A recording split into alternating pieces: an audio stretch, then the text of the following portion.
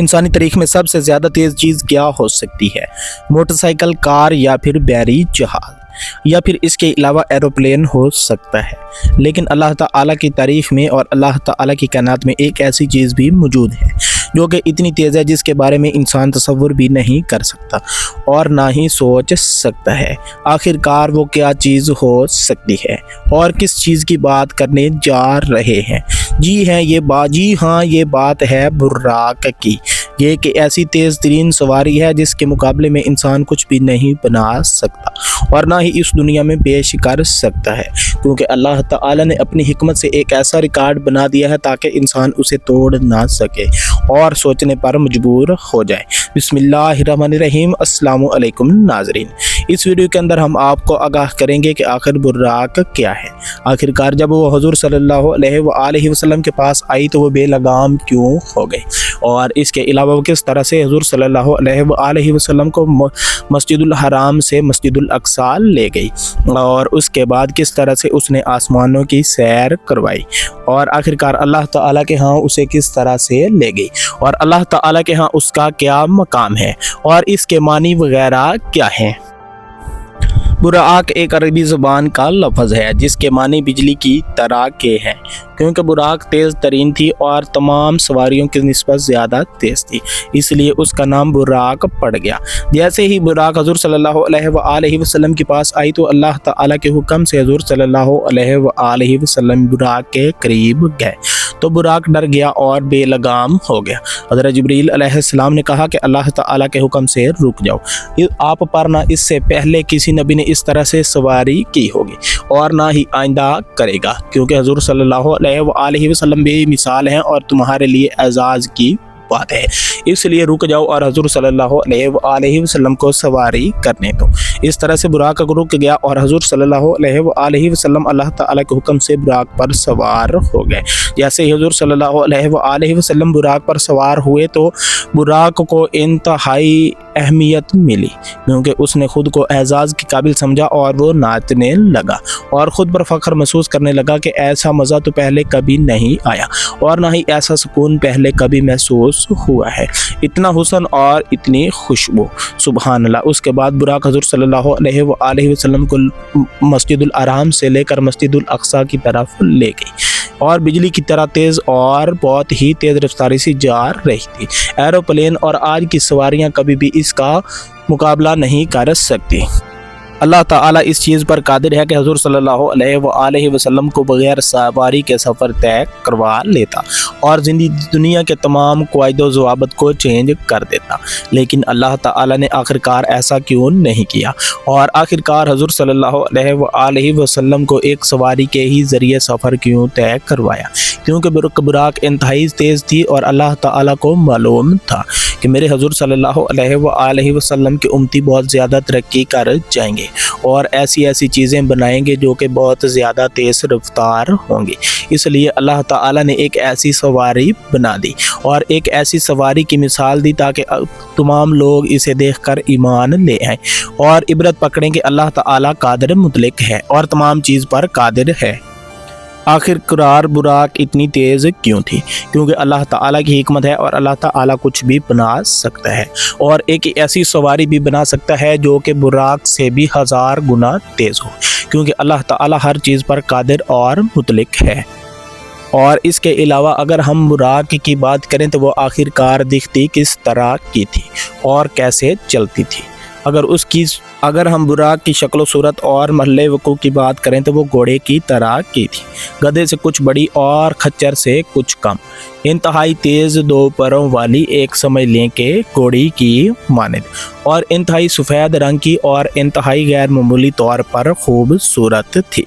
जब हज़ूर सल्लल्लाहु अलैहि वसल्लम बुराक पर सवार हो गए तो वह इंतहाई बिजली की तेज़ी की मानद हज़ूर सल्लल्लाहु अलैहि वसल्लम को मस्जिदुल हराम से मस्जिदुल अक्सा ले गई।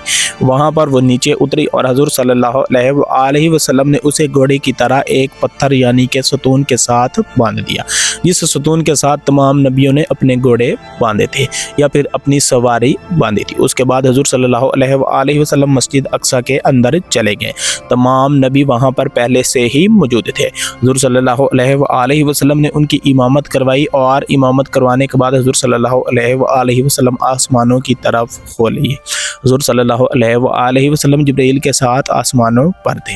حضور صلی اللہ علیہ وسلم نے پہلے ایک آسمان کو کراس کیا اور اسی طرح سے ساتوں آسمان کراس کر گئے۔ ہر آسمان پر حضور صلی اللہ علیہ وسلم کی کسی نہ کسی نبی سے ملاقات ہوئی اور ان سے حال احوال دریافت کیا۔ اس کے بعد حضور صلی اللہ علیہ وسلم نے اللہ تعالی سے ملاقات کی۔ اللہ تعالی نے حضور صلی اللہ علیہ وسلم کے ساتھ بات چیت کی اور اس کے بعد حضور صلی اللہ علیہ وسلم نے جنت اور جہنم کا منظر دیکھا اور اللہ تعالی سے اپنی مخلوق کی مغفرت کے بارے میں دعا کی۔ اس کے بعد جب حضور صلی اللہ علیہ وسلم اللہ تعالی سے ملاقات کے لیے جا رہے تھے تو سدرۃ المنتہا کے مقام پر پہنچے تو جبرائیل وہیں رک گئے۔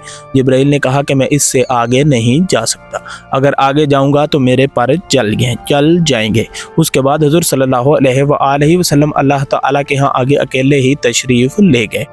جب حضور صلی اللہ علیہ وسلم جنت اور دوزخ کا مطالعہ کر کے زمین پر واپس آنے لگے تو اللہ تعالی نے حضور صلی اللہ علیہ وسلم کے لیے نمازوں کا 50 تحفہ دیا، یعنی کہ 50 نمازیں حضور صلی اللہ علیہ وسلم کو دی تاکہ اپنی امت کو دیجیے گا اور ان سے کہیے گا کہ یہ ان کی معراج ہے، یعنی کہ جب کوئی بھی مسلمان اگر اس نماز کو قائم کرے گا تو وہ بالکل ایسے سمجھ لے جیسے آپ کی ملاقات مجھ سے ہوئی ہے، اس کی ملاقات بھی مجھ سے ہو رہی ہے، یعنی کہ نماز مومن کی معراج ہے۔ اس لیے ہمیں چاہیے کہ ہم نماز کو ادا کریں اور پابندی کے ساتھ اسے قائم کریں۔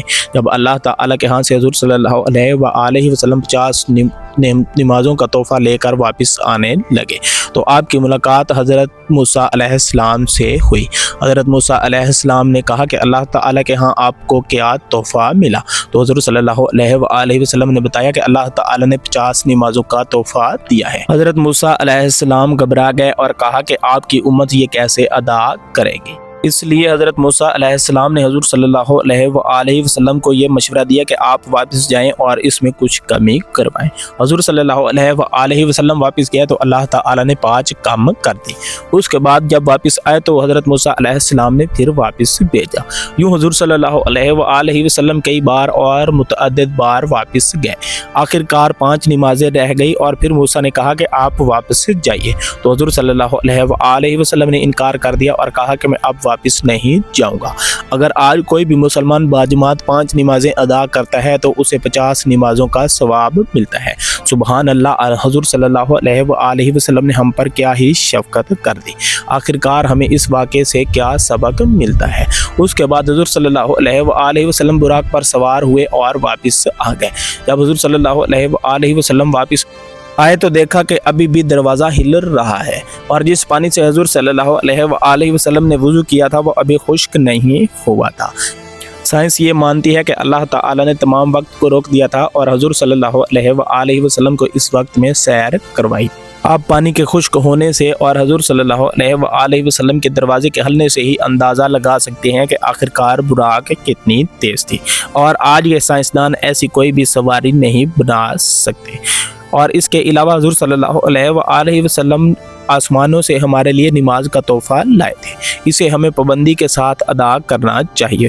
امید ہے کہ آپ کو ویڈیو اچھی لگی ہوگی۔ اگر ویڈیو اچھی لگی ہے تو چینل کو سبسکرائب کریں اور ساتھ میں لگے بیل آئیکن کو بھی پریس کریں تاکہ ہر آنے والی اچھی ویڈیوز آپ تک پہنچتے رہیں۔ انشاءاللہ ملتے ہیں اگلی ویڈیو کے اندر، تب تک کے لیے اپنا خیال رکھیے گا۔ والسلام۔